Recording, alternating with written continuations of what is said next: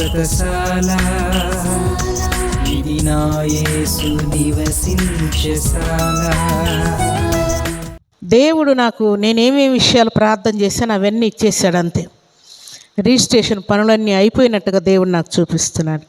Sound system పని అంతా అయిపోయినట్టుగా, తర్వాత జనరేటరు, స్క్రీను, కెమెరా, సన్నిధికి కావాల్సిన చైర్సు, టేబుల్సు, తర్వాత ప్రతిష్ట కావాల్సినటువంటి అన్ని అలంకరణలన్నీ కూడా దేవుడు నాకు ముగించినట్టు దేవుడు నాకు చూపిస్తూ ఉన్నాడు అని ఆయనతో చెప్తుంటే నాకు ప్రార్థనలో ఏం కనపడుతుందంటే నేను అడిగినవన్నీ కూడా ఇక్కడ చేర్చబడినట్లుగా దేవుడు నాకు చూపిస్తున్నాడు.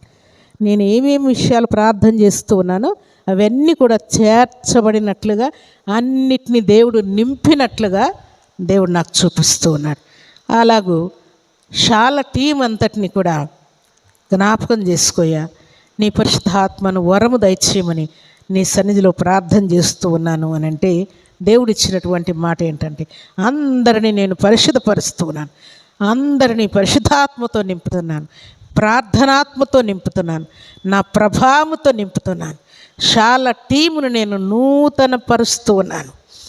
మిమ్మల్ని కడగడమే కాదు, నూతనమైనటువంటి వ్యక్తులను కూడా సమకూర్చబోతున్నానని దేవుడు ఆజ్ఞాపించాడు.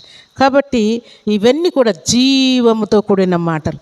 ఈ సన్నిధి ఏమీ లేనప్పుడు, చాలా ఏమీ లేనప్పుడు దేవుడు నాకు తెలియజేసినటువంటి మాట, నా సన్నిధి బెతెస్దా కోనేరు వంటిది. నా సన్నిధిలో అడుగుపెట్టిన వారందరూ కూడా దీవించబడతారు, స్వస్థత పొందుతారు, అద్భుతాలు, ఆశ్చర్య కార్యాలు, సూచక్రియలు మీరు చూస్తారు. మీరు ఎవరి కోసం ప్రార్థన చేసినా కూడా వింత కార్యాలు నేను జరిగిస్తానని దేవుడు సెలవిచ్చినప్పుడు వాటన్నిటిని నేను చూశాను. ఏమీ లేదు అప్పుడు. చర్చిలో మాత్రం ప్రార్థన జరుపుతున్నాం, కానీ దేవుడు అవన్నీ నాకు చూపించినప్పుడు వెంటనే ఆ జీవాన్ని, ఆ శక్తిని, ఆ బలాన్ని నేను పొందుకున్నట్టుగా నేను అనుభవించాను ప్రార్థనలో. దాన్ని ఆ ప్రభావాన్ని మనం ప్రార్థన చేస్తున్నప్పుడు దేవుడు నాకు ఇచ్చేశాడు. నా ప్రార్థన ఆలకించావయ్యా, నన్ను స్వస్థపరిచావు, నాకు జాబ్ ఇచ్చావు, నాకున్న రోగాన్ని తొలగించావు, నాకు కుమారుని ఇచ్చావు, కుమార్తెనిచ్చావు, నా కుమార్తె వివాహం సెటిల్ చేసావు, నా కుమారుని వివాహం సెటిల్ చేసావు, నా బిడ్డలకు చక్కటి గృహాలు ఇచ్చావు, అప్పులు తీర్చావు, కేసులు కొట్టివేశావు, అన్ని విషయాల్లో మమ్మల్ని ఆశీర్వదించావు, హెచ్చించావు, గొప్ప చేసావు. నీకు స్తుతులయ్యా అని దేవుణ్ణి స్తుతించాలి. స్తుతి వలన మన పరిస్థితులన్నీ కూడా మార్చబడుతూ ఉన్నాయి. దేవా, నాలో మంచి బుద్ధి లేదయ్యా, నిత్యం నేను కోపంతో నిండి ఉంటున్నాను, సాతాను సంతోషపెడుతూ ఉన్నాను, నాలో అవిశ్వాసం వస్తూ ఉన్నది, అపనమ్మకం వస్తూ ఉన్నది, నిత్యము ప్రార్థన చేస్తుంటే కీడు గురించిన ఆలోచనలే, నాకు ఆ కష్టం ఉంది, ఈ కష్టం ఉంది, ఈ కీడు ఉందని పదే పదే నీ కృతజ్ఞతాస్తుతులు చెల్లించకుండా కీడు గురించిన ఆలోచనలు అపవాది నాకు కలుగు చేస్తూ ఉన్నది అని ప్రార్థన చేసి అపవాదిని యేసుక్రీస్తు నామములో గద్దిస్తూ ఉన్నానయ్యా, నీ పాదముల కింద తొక్కయ్యా అని మీరు ప్రార్థన చేయండి. నిశ్చయముగా దేవుడు అపవాదిని మీ పాదముల కింద తొక్కి మీలో నుండి జీవాన్ని బయటకు వచ్చేటట్టుగా దేవుడు క్రియ చేయబోతున్నాడు. కాబట్టి అన్ని విషయాల్లో మేము పొంది ఉన్నామని మీకోసం ప్రార్థన చేసుకుంటూ, మీ పక్కన వారి కోసం ప్రార్థన చేస్తూ, సన్నిధికి వచ్చిన వారి కోసం, మీ దగ్గర ఉన్న ప్రార్థన మనవుల కోసం, సన్నిధి కోసం, మా కోసం, ఇంకా అనేకులు ప్రార్థించమని కోరిన వారందరి కోసం మనం భారంతో, బాధ్యతతో మనం ప్రార్థన చేయాలి. అప్పుడు దేవుడు ఆ జీవం అంటే ఏంటో మనకు రుజువేటట్టుగా క్రియ చేసి చూపిస్తాడు.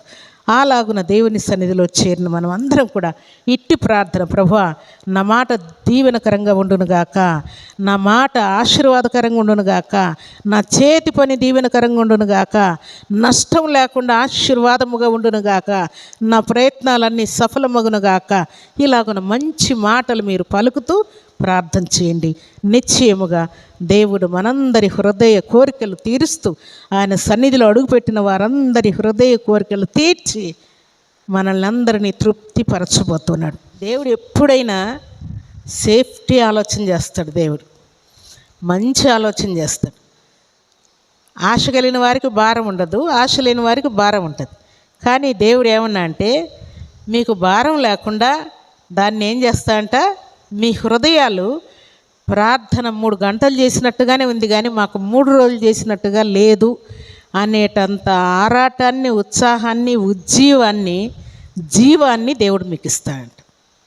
దేవునికి స్తోత్రములు కలుగునుగాక. అంటే భారం లేకుండా అంత సఫిషియెంట్గా, అంత టైము తెలియనంతగా మీరు దేవుని సన్నిధిలో పరవశించి ఆత్మవశులై ప్రార్థించేటంత శక్తిని దేవుడు మీకు ఇవ్వబోతున్నాడు.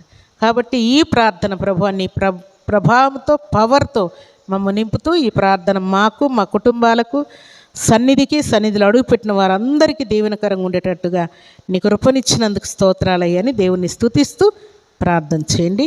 తప్పకుండా దేవుడు ఆయన ఇచ్చిన ప్రతి వాగ్దానాన్ని ఏం చేస్తాడు? నెరవేరుస్తాడు.